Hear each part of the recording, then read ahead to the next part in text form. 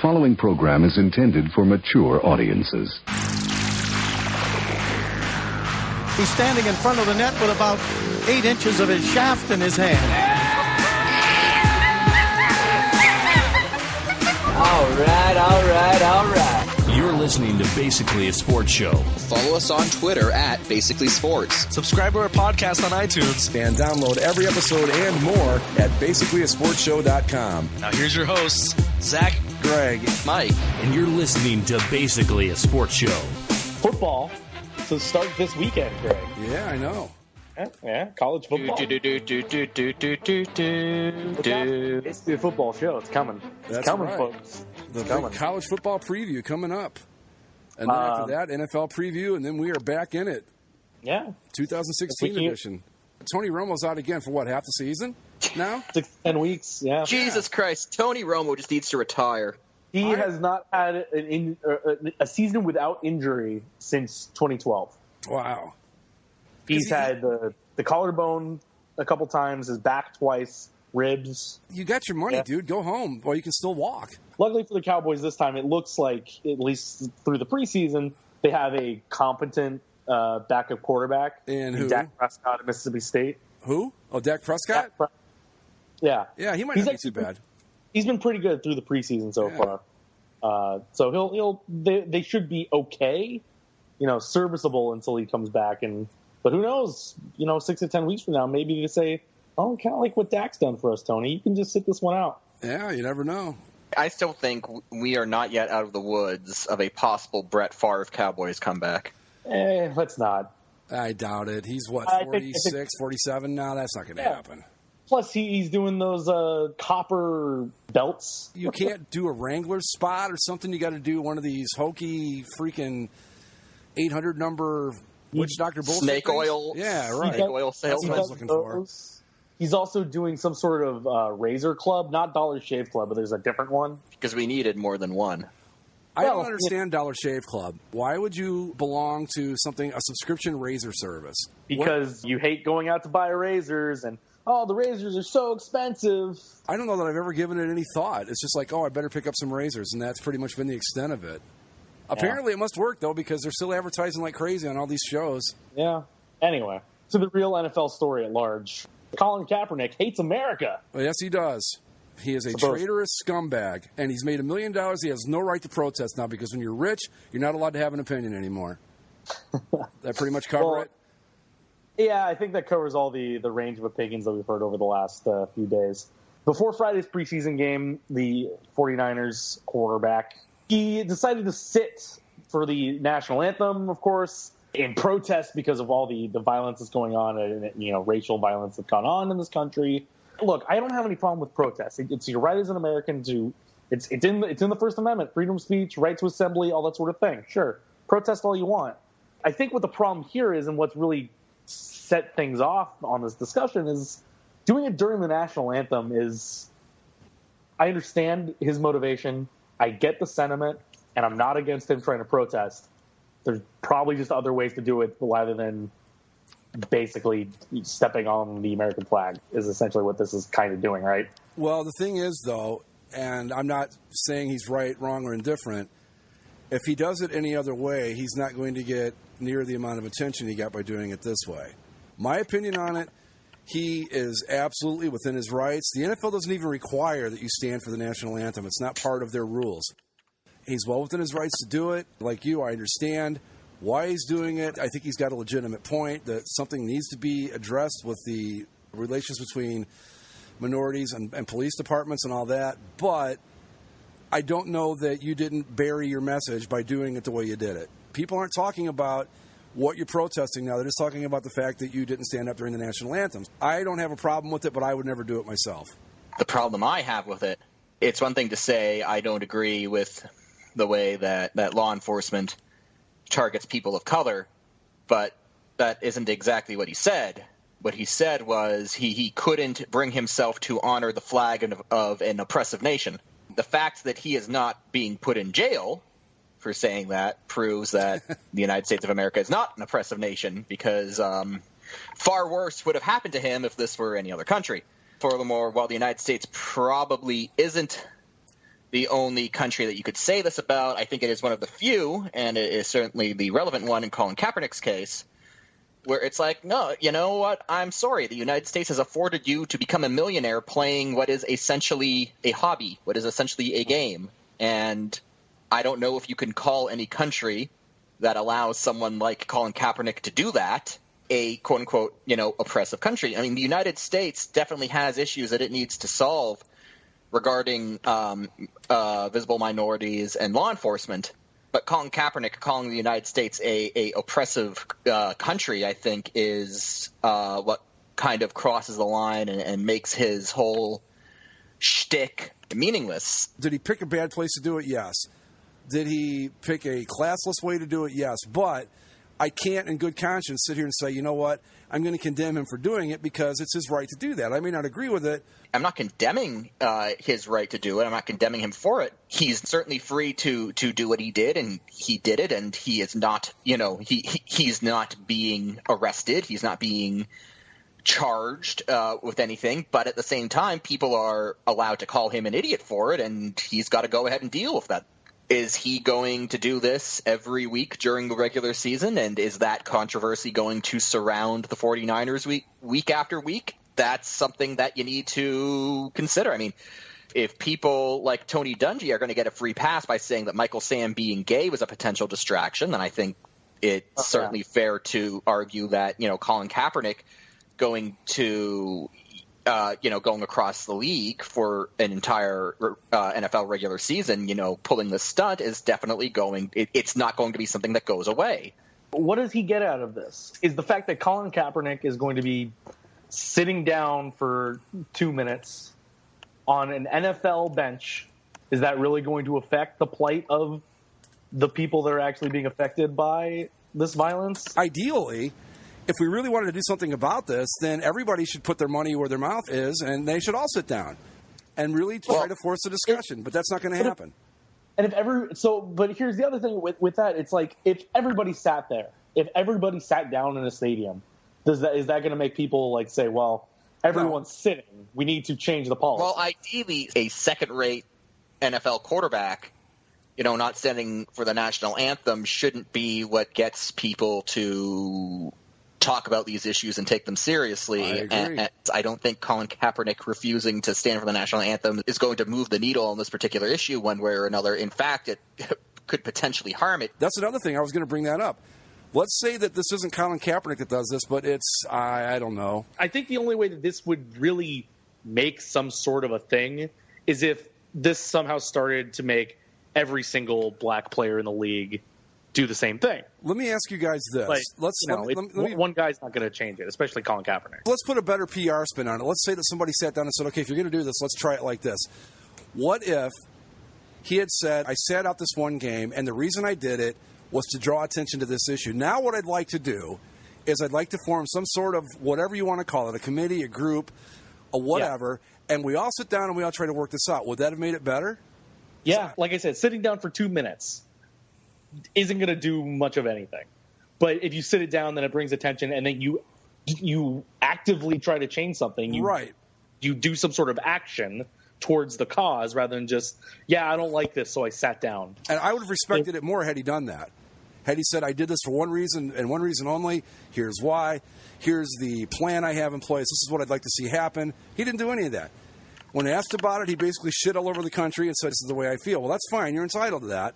But like Mike said, you've got to be ready to pay the price for that. And I think the price is probably going to be your job at this point. I don't like that he did it, but it was his right to do it.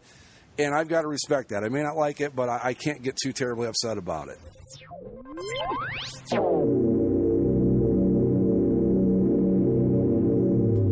San Diego Superchargers! The San Diego football Chargers.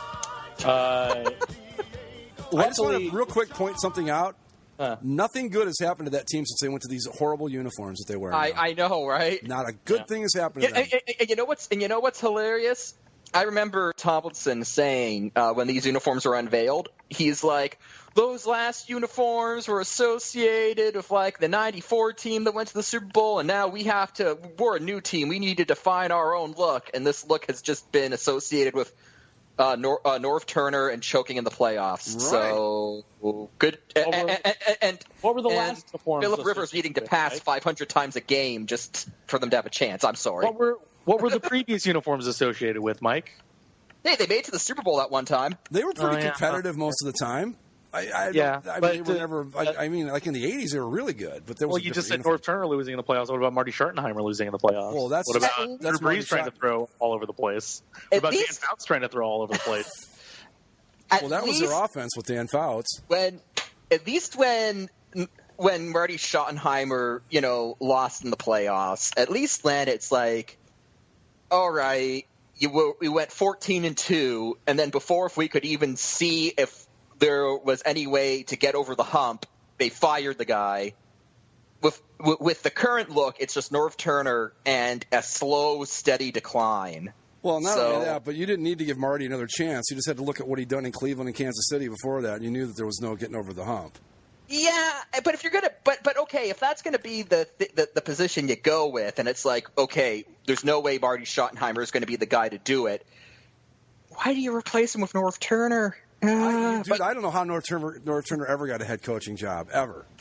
But at this point, this is just arguments that were had among Chargers fandom back in 2008. So I'll just leave. My point being that the previous uniforms were associated with an AFC championship and the franchise treading in the right direction, whereas the current look is associated with Norv Turner and a steady but noticeable decline season after season. And they're just ugly. And they just suck, yes. Right. Well, okay, unfortunately for the entire discussion, the Chargers ended today. They ended an entire summer of the league, quote, laughing at them. Did Bosa finally sign? Bosa finally signed with the Chargers. It was reported on Friday with a report from the Bleacher Report that this reporter there I talked to a general manager in the league, and he kind of laughed at the situation, saying that the league, that all these other GMs are laughing at the Chargers, saying, quote, "This is very Chargers." But the long national line. It was the number 3 overall pick. Joey Bosa finally signs with the Bolts. Wasn't the reason they weren't signing him like stuff that was just standard in rookie contracts with every other team in the league? Yep. Yeah, the disagreement was over, quote, offset language and bonus deferrals. Basically, the way that the CBA has things lined up, contract length, the value of the deal, guaranteed money, and all that sort of stuff is already written in there. Their picks are slotted. This is what, this is just what it is, and that's that. Mm-hmm. But the Chargers wanted him to defer his signing bonus, or at least part of it, all the way till next March. But so the Chargers were trying to just save some money. I was going to say, if you defer your signing bonus to next March, it's not a signing bonus anymore. It just becomes a paycheck. Right, exactly. But in the contract they signed today, Joey Bosa got that as his concession, saying, "Oh yeah, here you can have your $13 million signing bonus." And the language the Chargers were trying to put together is this offset language in the contract, which when you hear what it actually is, it's just the dumbest thing for the Chargers to argue over. This shouldn't surprise anyone that they would and on like the whole league laughing at them. I don't see why this is new to them. Yeah.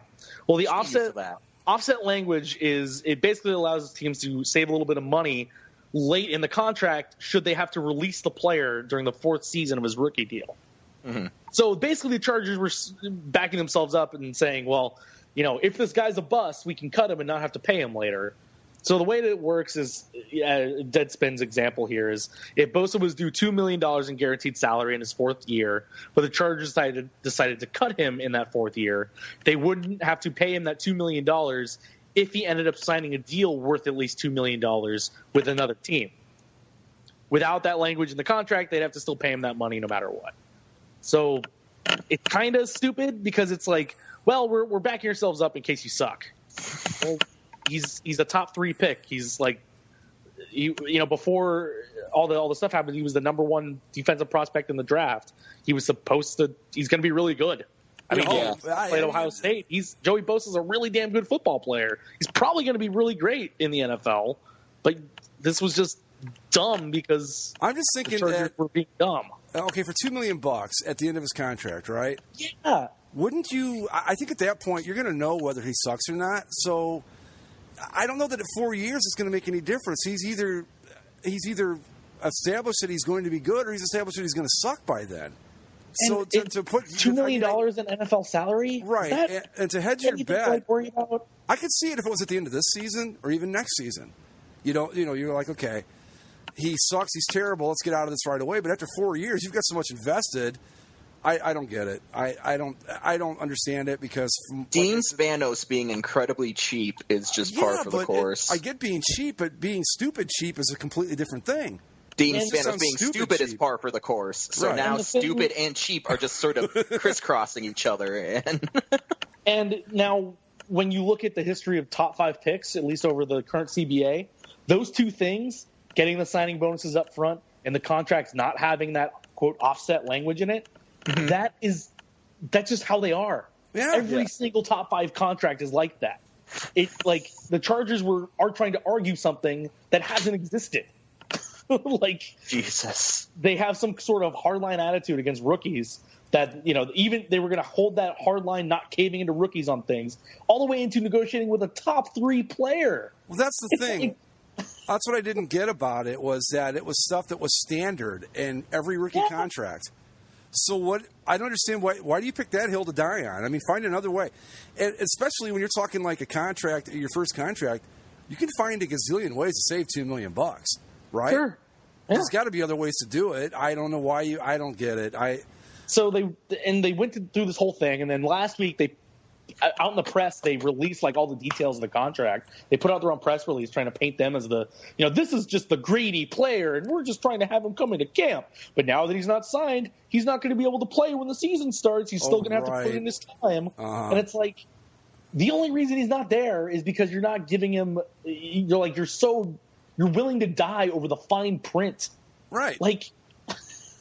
The Chargers let him play. Chargers press releases are amazing. Like, need I remind you of Dean Spanos' press release after the league gave Stan Kroenke the okay to move to L.A.? Right.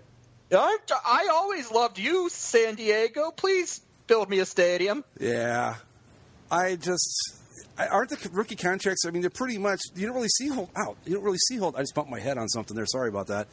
You don't really see holdouts anymore because of the new CBA, right? Everything's pretty much slotted. You get picked 4th. This is what you get. Yeah. Before the CBA, I mean, we had plenty of guys that would wait. Right. They tried to get as much money as they could because, you understood it too. You're like, some of these careers are pretty short, so you hold out and you get as much money as you can. But now that things are pretty standard, the whole point of why that system is in place is so that there isn't this garbage, and so that you do get your young players into the team. You can develop them and make them better and have them have an immediate impact with your football team. And the Chargers went out of their way to piss off their top 3 pick. So guess what? Even if he does, now that you pissed him off, you're probably not going to have to pay that $2 million, because if you do cut him, that he will gladly go to some other team. Right. He will gladly not play for your franchise anymore. I was just going to ask: if this contract is a 4-year deal, he's gone at the end of it, no matter what. So I guess you got your wish, sort of, right? Yeah. I don't know. I just I don't know what happened to the Chargers. I mean, like I said, they weren't like top of the line, elite, great like the Patriots or something, but they were always better than this. This is just horrible. These last few years, I don't get it. They've reverted to football clippers. Hey, Zach. They could, this time next season, they very well could be your Los Angeles Chargers. The literal football clippers. Yeah, no, like we joked about it for a long time about them not. Why would you want to be the football clippers? They're trending towards it. Not just in like the fact that they might go there, but in the way that they're operating themselves nowadays. They're much in Clippers territory. Can we get a recording of Dean Spanos being racist so we can force him out of the league? I think that would be the best for everyone. Well, man, San Diego Chargers. But hey, Superchargers, the good baby. for them too is people will stop talking about this come next Sunday. It'll all be. And that thing too, like, okay, he's not going to be able to play. Bullshit. I guarantee you that on the first defensive snap of the first game of the season, Joey Bosa will be on that line. No, he won't be playing the first snap. He'll be there the second snap, though. They're going to send him a message. Oh, yeah. You're going to start. I always love that, too. We're going to make him sit out a series. Okay. Wow. I'll never do that again. Yeah. Oh. Yeah, those are my favorite college punishments. Well, he's going to sit out the first quarter. He still gets to play the other three. Like, if you really want to make a statement, make him sit the fourth quarter or something. Right. and it's always against, like, South Charleston State or somebody, too. It's You never see a guy, like, Bosa would never get suspended if it was the Ohio State-Michigan game. No. We're going to make him sit out next year when we play Kent or whoever. Yeah, he's suspended for the first quarter of the Western Michigan game. Yeah. Cool. Yeah, it's really going to hurt you. Yeah. I don't know. God, the NFL. Isn't it great that it's back? Hey, now, those South Charleston State Aggies, don't sell them short, okay?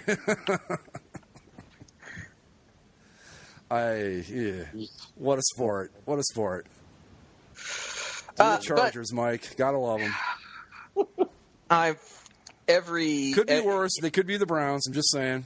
Every season that the Cardinals just seem more and more like maybe I should just throw my lot in with you guys. The Chargers always just find new ways to just bring me great shame. Why do we punish ourselves like this? Like with me, hard as I try, and I talked about it a couple weeks ago, there's really no law that says I have to be a Cleveland Browns fan, especially now. Not with these fake Browns. But you know what? Part of me's like, I have to do this. I don't have a choice. It's the way it's written in the great book of sports. I must stay with these guys. Why? Yeah, every time I contemplate dropping the Chargers, and it happens with increasing frequency each year. Every time I contemplate it, I'll walk right up to that line. I'll walk right up to that button that says commit to Cardinals fandom. And I just can't push it. I've been a fan of the Chargers my whole life. I can't. No, I can't do it. Fuck. I know. I don't get it. And where is it written that we have to be like that? Why can't we just go, you know what? Screw the Chargers. They're being idiots. I'm done. I'm moving on to somebody else. But that's the thing, though. And we all rationally, we know that we can do that anytime we want, yet we can't. Sure. We can't bring ourselves to do it. Like Zach, but I think, like in your case, you think you're going to stay a Colts fan, you're done. That Rams team, that's your bunch, man. You're not going to be a Colts fan 3 years from now. It won't happen. I pay so much attention to the Rams.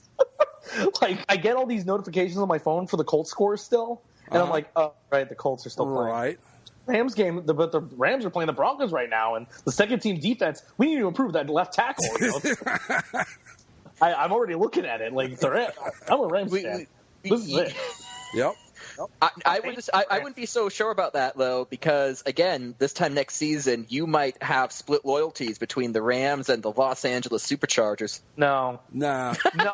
If they can go to the throwback look before the Rams do, you might have an argument if they get that light blue in there. Like full time. I don't see it happening. I Could think you imagine the Chargers and the Rams playing in the same stadium with the Rams wearing a throwback look and the Chargers wearing their throwback look? Los Angeles would be the best dressed NFL city, I think. Right, at that point. And it would break my best and worst list because I would just go, this game's the best of all time, and that's it, I'm done. And I would drop the mic and walk away. And again, they would save a lot on signage. Right. But yeah, I think you're going to be a Rams fan. I don't even know why. Don't even pretend with the Colts anymore. It's like I still got my Andrew Luck jersey. I can see it. It's right there. Yeah, but that's fine. He's a great player and all. But this is like when your girlfriend or like you're in a relationship with somebody comes up and says, "Hey, I think we should see other people." It's over. They might claim that it's not, but it's done, and that's where you're at right now. You're telling the Colts we need to see other people, which means I'm done with you. You might as well move on and find some other poor sap. It's not officially done yet.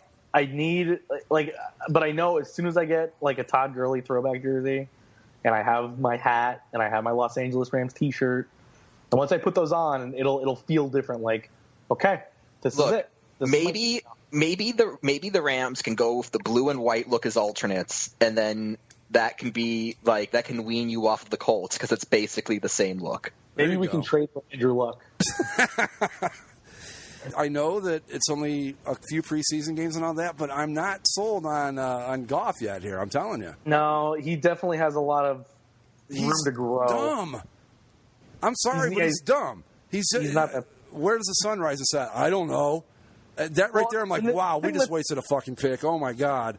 And it's like he went to Berkeley. Like, right. I know that like the football players can push through, but this is still Berkeley. They take themselves seriously. Yeah. Even the football players are going to know where the sun rises and sets at Berkeley. Come on. Between that and the guy who doesn't believe in dinosaurs but believes in mermaids, are the Rams the smartest team in the NFL? There's something. Probably. There's something. Well, I mean, we'll find out. Also, I just wanted to say, I think it's hilarious that in my NFL team, little crisis thing, the Bucs never once came up. And again, that's because they look like ass. Oh, yeah. If those Florida teams had better looks, it'd be easy to get on board. But my God, you just can't do it.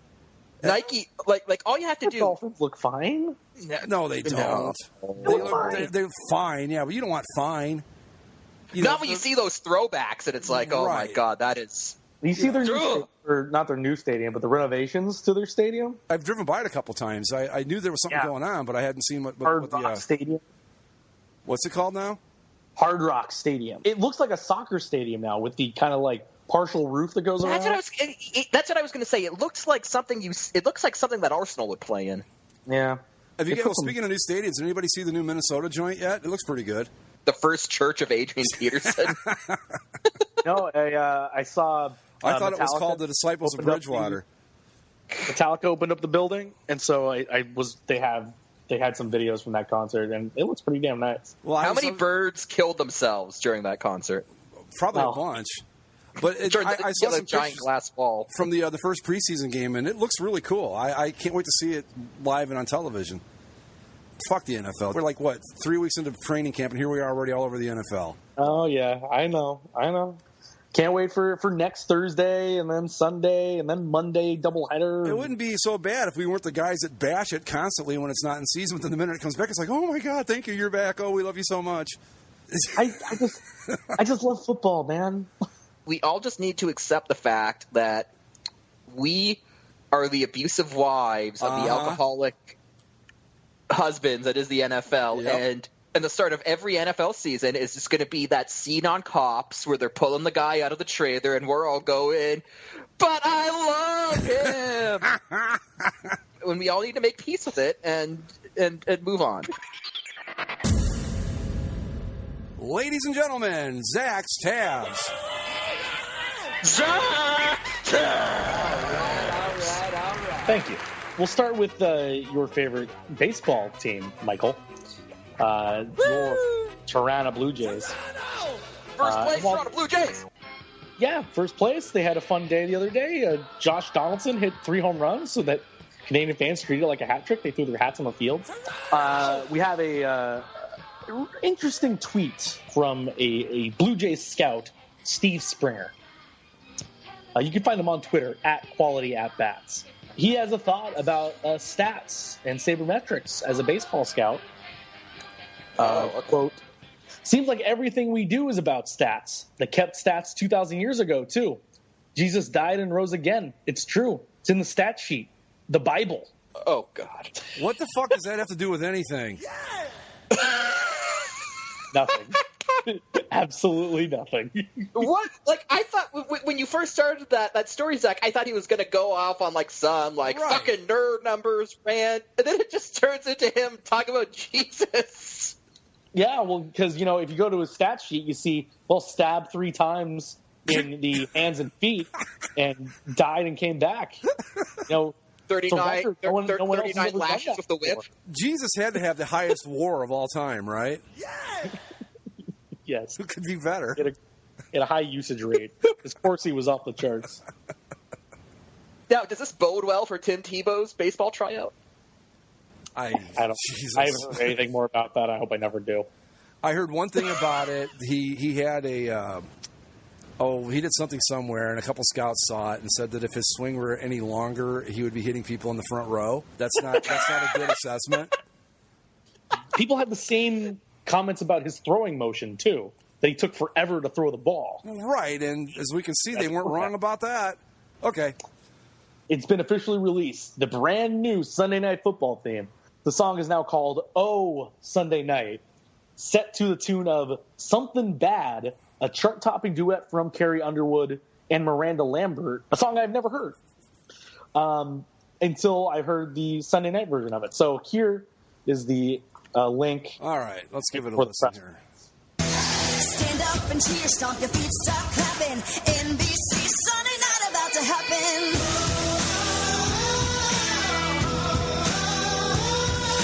America's game, been waiting all day. The best of the best have come to play. The games are here, let's turn it up. It's the NFL, can't get enough.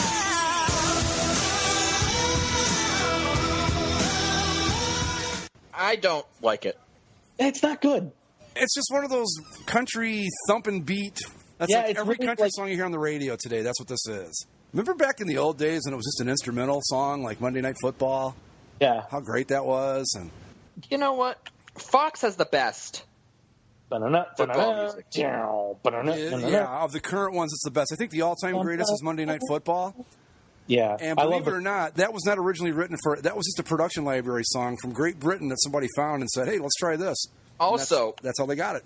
the best NFL music of all time is NFL Films. Dun da da da da da da da da da dun da da da da da da da da da da. That's the best. I have Autumn Thunder. The I think it's like I don't know how many discs, but there's like 500 songs from NFL Films. It's awesome.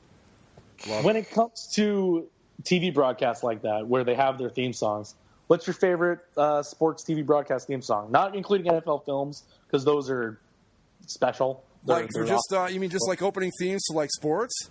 Yeah, for like the network or regional or whatever. Okay, for me, for football, it's obviously Monday Night Football, the ABC. Yeah. After that, I got to go. Fox is really good. That's right up there. I like the CBS one they use now too. Baseball. Fox has a good baseball tune too. Although they've switched now, everything goes under the football theme now. But it used to be they had separate. They had one for hockey, for baseball, for football. Basketball, like CBS back in the 80s, their basketball team was cool. But anyway, what do you guys? Where are you at on it? I like ESPN's college football one a little bit. Oh, that's a good one too. Yeah. But my favorite, and we got to hear it during the Olympics, is NBC's NBA theme, the Round Ball Rock. Yeah. So that's good. That's probably the best. Oh, how can I forget? I too like Fox. I also like Fox's regional hockey. Yeah. But I was going to say, speaking of hockey songs, how could I forget ESPN's hockey song? Oh, of course. Man, that was a classic. Yeah. Tuesday night. That could make a game between the freaking Senators and the Blue Jackets on a Tuesday in October seem like a big deal. That's one of the that one. Yeah. The fact that the World Cup of Hockey is coming back, they better use that song for their World Cup coverage. Oh, that'd be awesome. Else they're just using their library. It's been years though. When did they? I mean, they were pre-strike, right, or pre-lockout year? The last one they did was the last season before the lockout. After that, it was on NBC. Yeah, NBC's hockey theme isn't too bad either. It's okay. Yeah, but the ESPN one's my favorite. Oh, Hockey Night in Canada. Come on, a classic, right? That was going to be my favorite. Where are you at, Mike? Where are you at? Hockey Night in Canada. The classic Hockey Night in Canada. You don't like the new one? Oh, no. I was going to say the new one is number 2. Oh, okay. I really do like as far as a replacement goes, they picked a really good theme to replace it with. So yeah, Hockey Night in Canada 1A and 1B are my top 2. Is there any that you don't like? Anybody? Go ahead. I'm sorry, Mike. I didn't mean to interrupt. Go ahead and finish up, and then we'll talk. Oh yeah, I was going to say that NHL on ESPN theme. I never really heard it that much, but every time I did hear it, I thought, "Oh, that's just cool." Yeah. And you're right; it could make like freaking Predators Coyotes seem like the Stanley Cup Finals. Right. I had the ESPN hockey game for PlayStation 2. Mm-hmm. And that every time you plug in or you put in the disc, that song started playing. It's just like, yeah, I'm ready. I'm ready for this. This is a good, and it was a great game too. Well, I had that was an NHL 2001. It was a PC game, and you could customize it, and that was a song like before every game. That was what played, and I used it on my. You can customize the playlist in PlayStation too, right? Because I'm pretty sure I used it. But yeah, yes. I've got it in all of our all the stuff I use for the show, all our little production elements. I know I've got the ESPN hockey theme in there somewhere. I use it all the time. But yeah, so what about football, Mike? Which one's your favorite there? Fox. Fox's is great. The one that ESPN uses for Monday Night Football currently is pretty nice. But Fox, I think, to me, Fox's NFL theme is like the quintessential football music. Yeah. Like the NFL films music is special and it's fantastic. But if you just ran into me like on the street and like I wasn't, and like I had like forgotten that football was coming up, and you were like, "Oh, hey, are you excited about the start of the NFL season?" That is like that is the music that I probably pop into my head. That NFL Fox music, like that is probably it. The one that I hate, and while I'm not, so I don't like that Fox decided to use their NFL theme for everything. Yeah, I don't like that either. Mm-hmm. But the one thing that's a positive of it is that they got rid of that sappy, god-awful baseball music. I hated their baseball music. What was that? It's like the violin chorus comes in with like da-na-na-na, da-na-na-na-na. It's like, oh, I don't remember that one. Series on Fox. Oh, baseball. It's so I don't remember that one. Yeah, I didn't like it.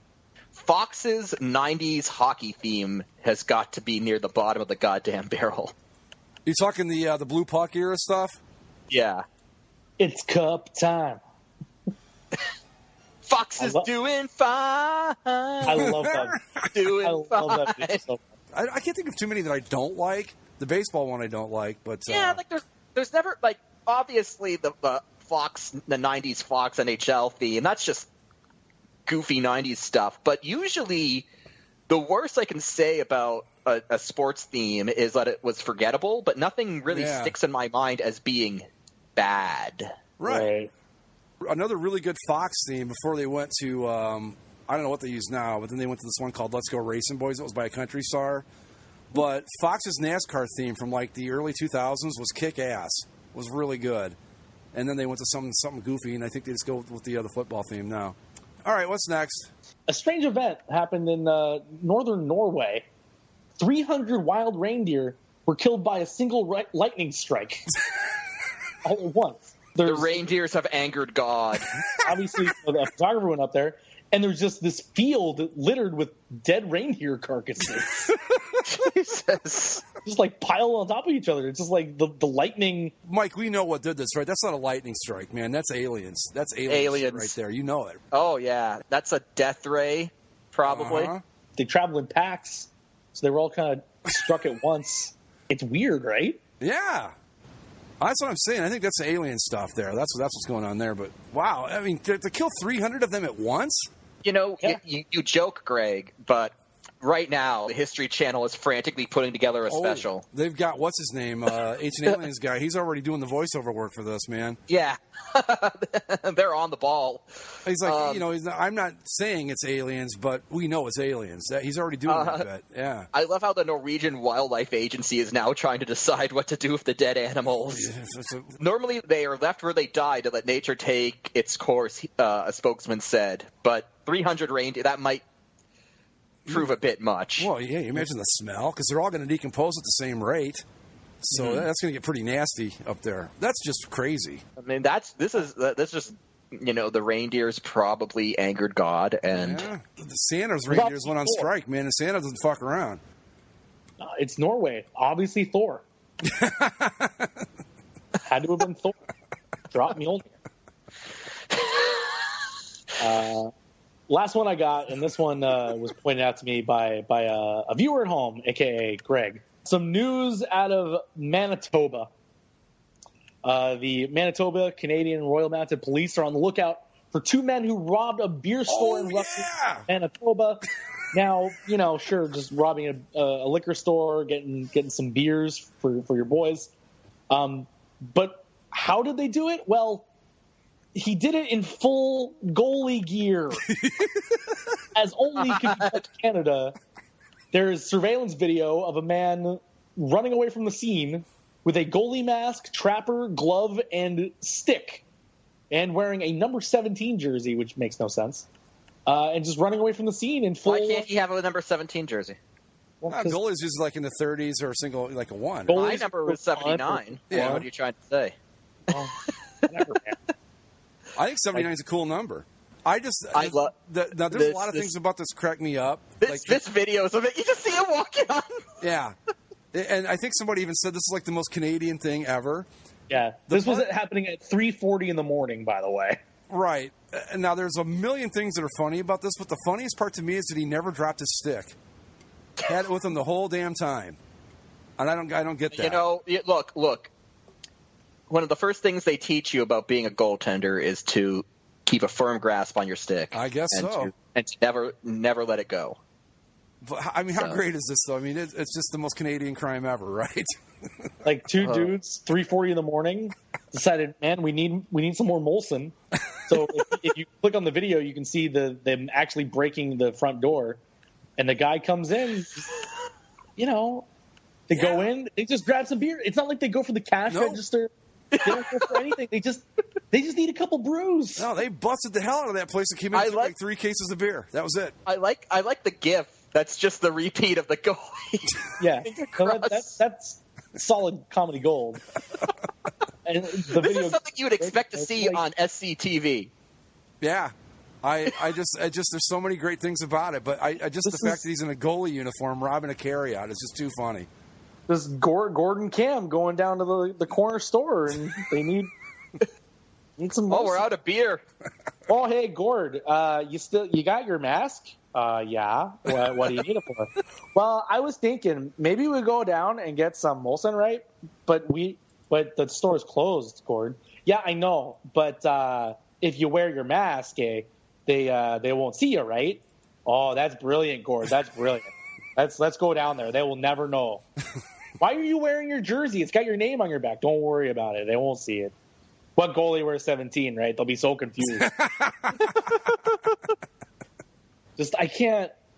It's just this is one of the best things I've seen. It's really awesome. I saw that. I'm like, we have to get this into the show somehow. I love just how like it's like Canada makes no attempt to like hide its shame or its stereotypes. We just embrace it. I'm telling you. I just think the stick is the best part. Never drop that stick the whole time. He could have probably grabbed a couple more cases if he left the stick behind, you know? The RCMP are officially looking for help from anyone who has a lead or has, quote, played against a goalie matching this description. Hey, you know what? That's a useful police tip to put out in Canada because that's a lot of hockey players. And they're like, he wore 17. We thought that was weird. Everybody's going to remember him. They're going to be like, that's 17. That's what gave him away. Do you remember the goalie that we played on Thursday night with the 17? Yeah, we said it was kind of strange, right? Maybe that's him. Maybe. So for all of our listeners in Russell, Manitoba, be on the lookout for a goalie. Look, I hate to say I hate to say this because I love Flin Flon, but I think Russell, right? I'm sorry. I hate to say this because I love Saskatchewan, but I think between Flin Flon, Manitoba, and Manitoba's creeping up on Saskatchewan's place as favorite Canadian province. I just think it's the most Canadian thing ever. It's awesome. I love it. Let's see. Are there any Tim Hortons in the town, though? I'm sure there is. Probably 3. As I researched Russell, it is the hometown of one Theorin Fleury. What if it's him? Wait, what was his number? It was, he was a 17. No, what was his number? Oh, what was he, 17? No, he was 14. What if he was just wearing a Theo Fleury jersey? But all right. That's it. Okay. That's all I've got. We is done. Follow us on Twitter at Basically Sports, the website, basicallyasportshow.com. Subscribe via iTunes, Stitcher, Spreaker, and YouTube. Find us on Facebook, and stay tuned. College football season preview coming up on Basically a Football Show, followed by the NFL preview, and we are right back at it, into the thick of it for 2016. And there will be another Geek Show coming out shortly, part 3 of our 3-part World of Warcraft extravaganza. We finally get a look at the new World of Warcraft expansion, Legion, which debuts tonight. So lots of stuff coming down the pipeline here from the Basically a Podcast Network. And with that, we are done. We'll see you next time. See ya. I love you, Manitoba.